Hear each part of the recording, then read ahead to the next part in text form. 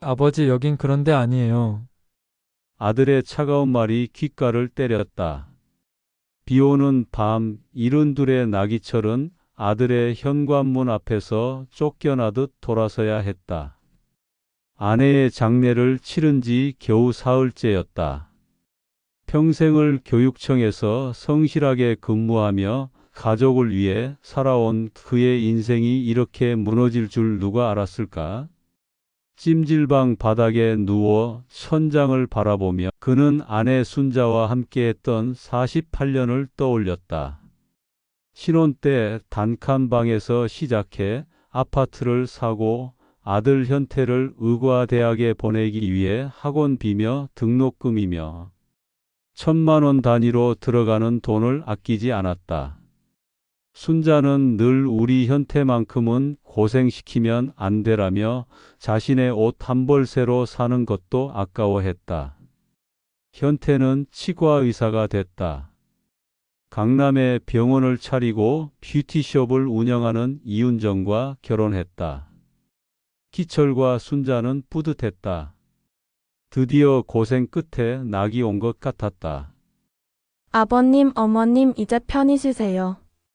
저희가 다 알아서 할게요. 며느리 윤정의 말은 달콤했다. 하지만 그것이 독이 든 꿀이었다는 걸 기철은 너무 늦게 깨달았다. 순자가 암 진단을 받은 건 작년 봄이었다. 병원비가 만만치 않았지만 현태는 아버지 걱정 마세요. 제가 다 처리할게요 라며 든든하게 말했다. 실제로 입원비며 수술비며 모든 것을 처리해줬다. 기철은 고마워했다. 역시 내 아들이라고 생각했다. 하지만 뭔가 이상했다. 현태는 어머니 병문안을 거의 오지 않았다. 바빠서요, 아버지라는 말만 반복했다. 윤정도 마찬가지였다. 처음엔 자주 왔지만 갈수록 발길이 뜸해졌다. 대신 어머님 간병인 써드릴게요 라며 낯선 사람을 보내왔다. 순자는 아파하면서도 아들을 감쌌다. 현태가 바쁜 게 당연하지. 젊은 의사가 병원 일로 얼마나 힘들겠어. 윤정이도 사업 때문에 정신없을 거야. 기철은 속이 터졌지만 참았다. 아내 앞에서 아들 흉을 볼 수는 없었다. 순자가 세상을 떠나던 날도 현태는 늦었다. 병원에서 연락했을 때 곧 갈게요 라고 했지만 정작 도착한 건 어머니가 숨을 거둔 지 1시간이 지나서였다. 윤정은 아예 오지도 않았다. 미안해요, 아버님. 급한 손님이 있어서. 장례식장에서도 마찬가지였다. 현태는 조문객들과 인사하느라 바빴고 윤정은 마치 패션쇼라도 나가듯 화려하게 차려입고서는 휴대폰만 들여다봤다. 상복 대신 입은 검은색 명품 원피스가 눈에 거슬렸다. 아버님, 장례 끝나면 요양원 알아봐 드릴게요. 좋은 대로요. 현태의 말에 기철은 충격을 받았다. 요양원이라니 나는 아직 건강한데. 아버지도 이제 나이 드셨잖아요. 혼자 지내시면 위험해요. 요양원이 더 안전하고 편해요. 그래도 가족끼리. 아버지, 요즘 세상이 어떤 세상인데요. 저희도 바쁘고 윤정이도 사업 때문에 집에 거의 없어요. 아버지 뭔가 생기면 어떡해요. 기철은 더 이상 말할 수 없었다. 아내를 땅에 묻은 지 겨우 하루도 안 된 상황에서 아들은 벌써 자신을 떨쳐내려 하고 있었다. 그래서 기철은 결심했다. 요양원 가기 전에 아들 집에서 며칠만이라도 함께 지내보자고. 마지막으로 가족이라는 게 뭔지 확인해 보자고. 하지만 현실은 잔혹했다. 아버지, 왜 여길? 여긴 그런 데 아니에요. 현태의 말 속에는 짜증이 서려 있었다. 마치 불청객을 대하는 듯 했다. 윤정은 아예 인사도 제대로 하지 않았다. 화장을 진하게 한 얼굴로 휴대폰만 만지작거렸다. 그래도 우리가 가족 아니냐? 기철의 절규 같은 말에 현태는 한숨을 내쉬었다. 아버지 요양원이 진짜 좋아요. 같은 또래분들도 많고 의료진도 24시간 있고 혼자 사시는 것보다 훨씬 나아요. 나는 혼자가 아니라 가족과 함께 살고 싶다고. 아버지 현실을 좀 보세요. 저희 집은 신혼집이에요. 부모님이 계시면 불편해요. 그 말이 마지막 일격이었다.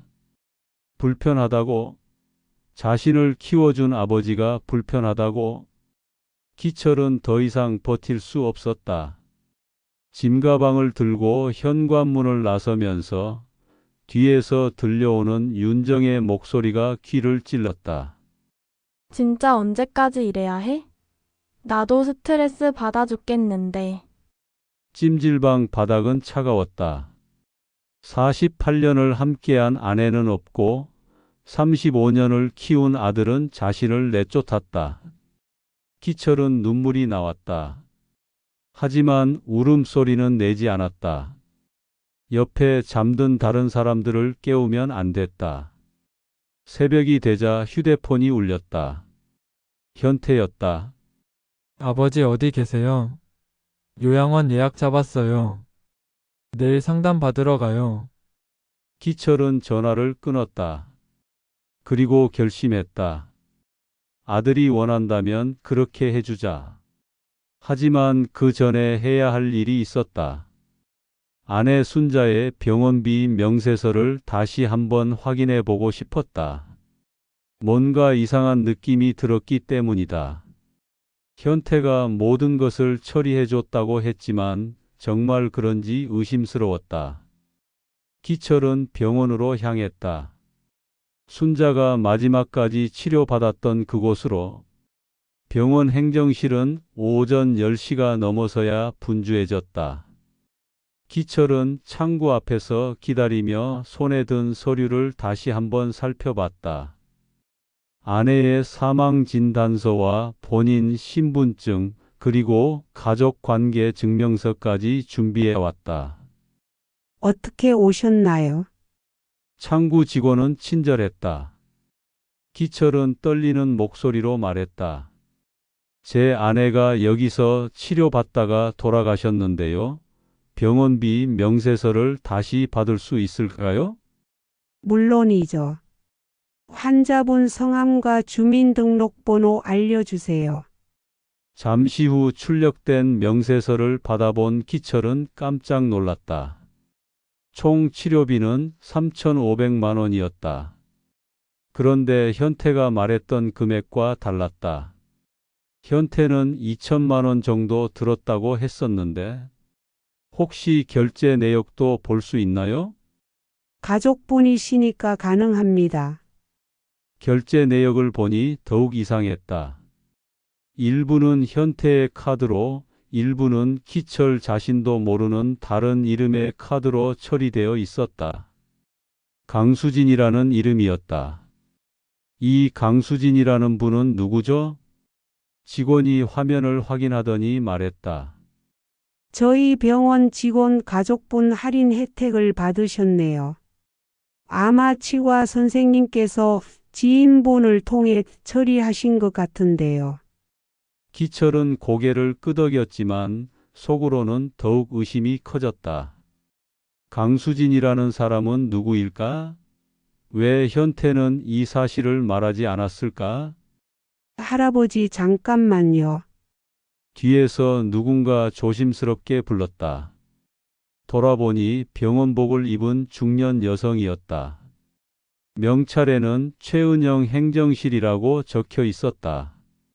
저기, 혹시 나기철 선생님이세요? 네, 그런데요? 최 비서라고 불러주세요. 선생님께 드릴 말씀이 있습니다.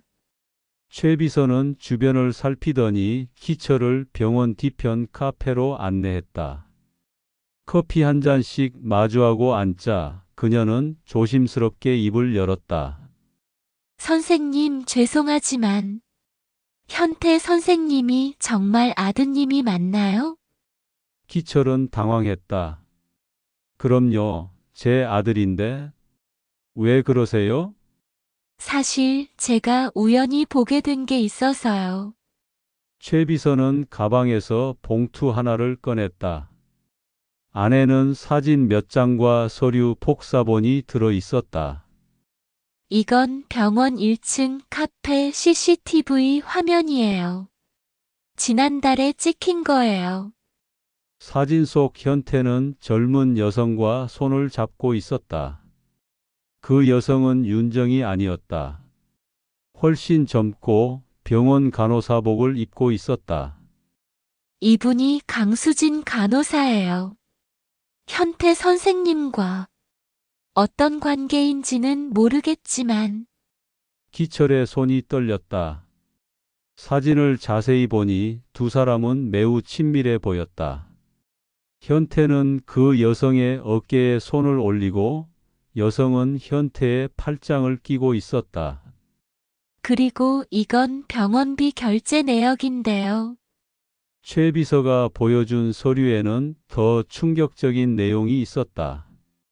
순자의 치료비 중 일부가 강수진의 직원 가족 할인으로 처리되어 있었을 뿐만 아니라 그 할인 혜택으로 전략된 돈이 별도의 고급 병원식 주문에 사용되었다는 기록이 있었다. 현태 선생님이 강수진 간호사와 함께 VIP 병실에서 식사하신 기록이 여러 번 있어요. 어머님이 일반 병실에서 치료받으실 때요. 기철은 말문이 막혔다. 아내가 병실에서 고생하고 있을 때 아들은 다른 여자와 고급 식사를 하고 있었다는 뜻이었다. 왜 이런 걸 저한테 알려주시는 거죠? 최 비서는 한숨을 쉬었다. 솔직히 말씀드리면 처음엔 그냥 넘어가려 했어요. 직장 상사 개인사에 끼어들고 싶지 않았거든요.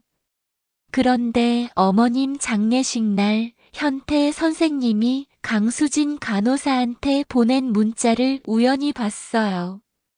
어떤 문자요? 장례 끝나면 바로 만나. 이제 자유롭다라는 내용이었어요. 그걸 보고 나서 도저히 참을 수가 없더라고요. 기철은 머리가 어지러웠다. 아들이 어머니의 장례를 마치자마자 바로 다른 여자를 만나려 했다는 것인가? 그것뿐만이 아니에요. 최 비서는 또 다른 서류를 꺼냈다. 며느님인 윤정 사장님도 좀 이상해요. 윤정이가 왜요? 윤정 사장님이 운영하시는 뷰티숍 바로 옆에 피트니스 센터가 있잖아요. 거기 트레이너랑 기철은 이미 예감하고 있었다. 강도진이라는 트레이너인데요. 윤정 사장님과 자주 같이 다니시더라고요. 제가 우연히 봤거든요. 어머님 치료받으실 때 저희 병원 주차장에서요. 사진을 보니 윤정이 한 남자와 차에서 나오고 있었다. 그 남자는 건장한 체격의 운동복을 입고 있었다. 이 트레이너 분이 유명해요. 유튜브도 하시고 강도진 TV 검색하면 나와요. 구독자가 10만 명 넘더라고요. 기철은 핸드폰을 꺼내 유튜브를 검색했다. 정말로 강도진이라는 사람의 채널이 나왔다. 프로필 사진 속 남자는 분명 윤정과 함께 있던 그 사람이었다. 그래서 제가 며칠 동안 지켜봤는데요. 최 비서는 마지막 폭탄을 투하했다. 윤정 사장님이 어머님 장례 전날 백화점에서 몇백만 원을 쓰셨어요. 버킨백이랑 명품 옷들을요. 강도진 트레이너랑 같이요. 뭐라고요? 카드 내역 복사해뒀어요. 어머님이 돌아가시기 전날 롯데백화점 본점에서 오후 3시부터 저녁 9시까지 쇼핑하셨어요. 총 결제 금액이 2,300만 원이에요. 기철은 손이 떨려 커피잔을 제대로 잡을 수 없었다. 아내가 임종을 앞두고 있을 그때 며느리는 다른 남자와 명품 쇼핑을 하고 있었다는 것인가? 선생님, 이거 다 증거로 남겨뒀어요. CCTV 영상도 있고요. 최 비서가 USB를 건네며 말했다. 저도 부모님이 계세요. 도저히 못 본 척할 수가 없더라고요. 기철은 USB를 받아들고 오랫동안 말을 할 수 없었다. 그동안 자신이 얼마나 순진했던가.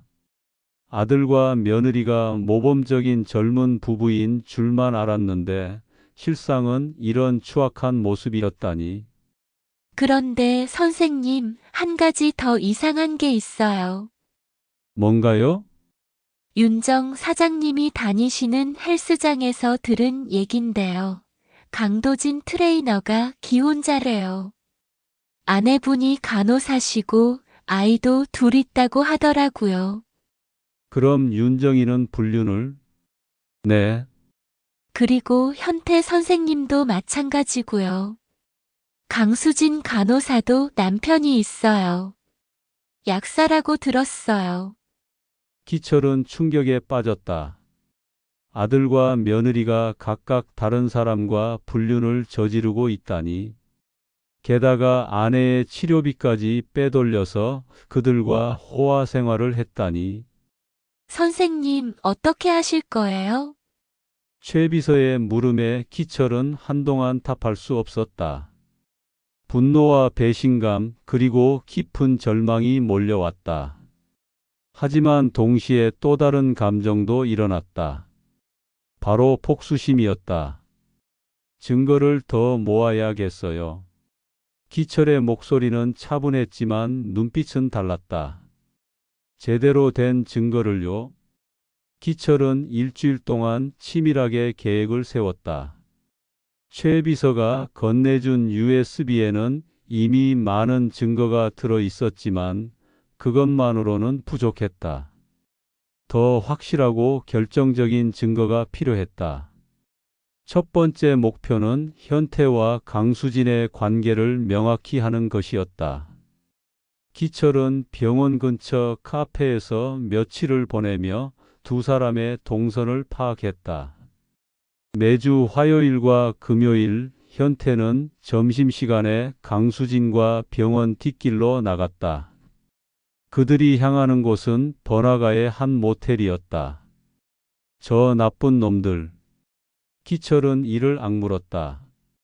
아내가 병원에서 마지막 숨을 거두던 그 시간에도 아들은 이런 짓을 하고 있었을 것이다. 두 번째 목표는 윤정과 강도진의 불륜 현장이었다. 기철은 윤정의 뷰티숍 맞은편 카페에 자리를 잡았다. 예상대로 매주 월요일과 목요일 윤정은 가게 문을 일찍 닫고 강도진과 만났다. 그들은 고급 레스토랑에서 식사를 한 뒤 인근 호텔로 향했다. 기철은 핸드폰으로 모든 것을 촬영했다. 두 사람이 손을 잡고 걷는 모습, 호텔에 들어가는 장면까지. 이제 충분해. 하지만 기철에게는 더 큰 계획이 있었다. 단순히 불륜만 폭로하는 것으로는 성에 차지 않았다.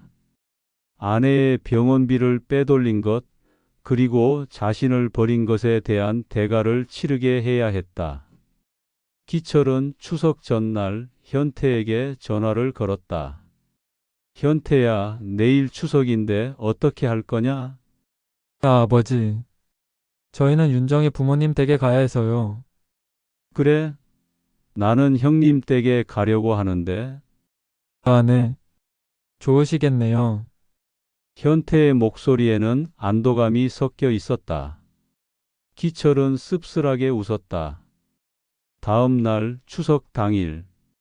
기철은 형수와 조카들이 모인 자리에서 정중하게 말했다. 죄송하지만 잠깐 시간을 주시겠습니까? 여러분께 보여드릴 것이 있습니다. 무슨 일이야, 기철아? 형님이 의아해했지만 기철은 이미 노트북을 꺼내고 있었다. USB를 꽂자 화면이 켜졌다. 첫 번째 영상이 재생되었다. 현태가 강수진과 모텔에 들어가는 모습이었다. 날짜는 순자가 돌아가기 일주일 전이었다. 이게 뭐야? 형수가 입을 틀어막았다. 조카들도 충격을 받은 표정이었다. 우리 현태가 어머니 병실 대신 가는 곳입니다. 두 번째 영상은 윤정과 강도진이 호텔에서 나오는 장면이었다. 윤정은 강도진의 팔을 끼고 있었고 두 사람은 연인처럼 다정했다. 그리고 이건 우리 며느리가 어머니 장례 준비하는 대신 하던 일입니다. 세 번째로 나온 것은 카드 사용 내역이었다. 순자가 임종하기 전날 윤정이 강도진과 함께 백화점에서 쓴 거액의 명품 구매 내역이었다. 버킨백 1,800만 원, 샤넬 코트 500만 원. 어머니가 마지막 숨을 쉬던 그날 밤에 결제된 겁니다. 가족들은 말을 잃었다. 기철은 마지막 증거를 꺼냈다. 그리고 이것은 어머니 병원비 내역입니다. 현태가 저한테는 2천만 원 들었다고 했지만 실제로는 3,500만 원이었습니다. 나머지 1,500만 원은 어디로 갔을까요? 화면에는 현태와 강수진이 VIP 병실에서 고급 식사를 하는 CCTV 영상이 나왔다. 바로 옆 일반 병실에서는 순자가 홀로 링거를 맡고 있었다. 이 돈으로 저들은 이렇게 지냈습니다. 어머니가 혼자 아파하실 때 형님이 주먹을 불끈 쥐었다. 이 개자식들이 어떻게 이럴 수가 있어? 삼촌, 이거 경찰에 신고해야 되는 거 아니야? 조카가 흥분해서 말했지만 기철은 고개를 저었다. 아니다. 경찰은 나중 일이고 먼저 해야 할 일이 있다. 기철은 핸드폰을 꺼내 메시지를 작성하기 시작했다. 그리고 현태가 근무하는 병원의 단체 카톡방에 모든 증거를 전송했다. 동시에 윤정의 뷰티숍 고객들이 모인 단톡방에도 같은 내용을 보냈다. 기철아, 뭘 하는 거야? 사회적으로 매장시키는 겁니다, 형님. 기철의 눈빛은 차가웠다. 법적으로 처벌받는 것보다 더 무서운 게 세상 사람들의 시선입니다. 몇 시간 후 기철의 핸드폰이 미친 듯이 울렸다. 현태였다. 아버지, 이게 뭡니까? 병원이 난리예요.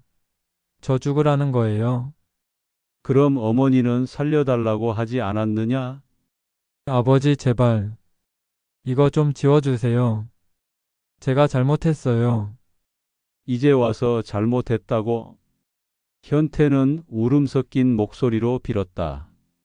아버지, 정말 죄송해요. 제가 정신이 없었어요. 다시는 이런 일 없을게요. 너는 이제 내 아들이 아니다. 기철은 전화를 끊었다. 곧이어 윤정에게서도 전화가 왔다. 아버님, 저 진짜 죽겠어요. 손님들이 다 끊어져요. 제발 오해를 풀어주세요. 오해? 어떤 오해 말이냐? 저는 그냥 트레이너한테 운동만 배운 거예요. 호텔에서 운동을 배웠나? 윤정은 말문이 막혔다. 기철은 차분하게 말했다. 윤정아, 너도 이제 내 며느리가 아니다. 현태한테 이혼장 써주고 내 앞에서 사라져라. 일주일 후 소식들이 들려오기 시작했다. 현태는 병원에서 해고되었다. 의료진들 사이에서 신뢰를 완전히 잃었고 환자들도 등을 돌렸다. 강수진은 남편에게 이혼당했고 병원에서도 쫓겨났다. 윤정의 뷰티숍은 손님이 끊겨 문을 닫았다. 동네 사람들이 모두 등을 돌린 것이다. 강도진도 마찬가지였다. 유튜브 댓글에는 비난 댓글이 쏟아졌고 구독자들이 대거 떠났다. 아내에게도 들켜서 이혼 소송을 당했다. 기철은 조용한 시골 마을로 이사를 갔다. 작은 원룸이었지만 마음은 오히려 편안했다. 창가에 순자의 사진을 놓고 매일 아침 인사를 드렸다. 여보, 복수는 끝났어요. 이제 우리 편히 지내요. 한 달 후 현태가 찾아왔다. 초췌해진 모습으로 문 앞에서 무릎을 꿇었다. 아버지, 제발 용서해 주세요. 제가 미쳤었어요. 기철은 문을 열어주지 않았다. 창문 너머로 말했다. 현태야, 나는 이미 너를 떠나보냈다. 이제 내 인생은 내가 알아서 살아라. 아버지, 그리고 앞으로 내 앞에 나타나지 마라. 나는 아들 없는 사람으로 살 테니까. 현태는 한참을 울다가 돌아갔다. 그날 밤 기철은 순자의 사진 앞에서 조용히 말했다. 여보, 이제 정말 끝났어요. 우리 이제 조용히 살아요. 당신 몫까지 해서. 창밖으로 봄바람이 불어왔다.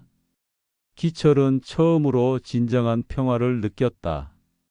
복수는 끝났고 새로운 시작이 기다리고 있었다. 그날 밤 기철은 꿈을 꿨다. 순자와 함께 젊은 시절처럼 단둘이 산책하는 꿈이었다. 순자는 환하게 웃으며 말했다. 고생 많으셨어요, 여보. 이제 편히 사세요. 아침에 눈을 뜬 기철의 얼굴에는 미소가 번져 있었다.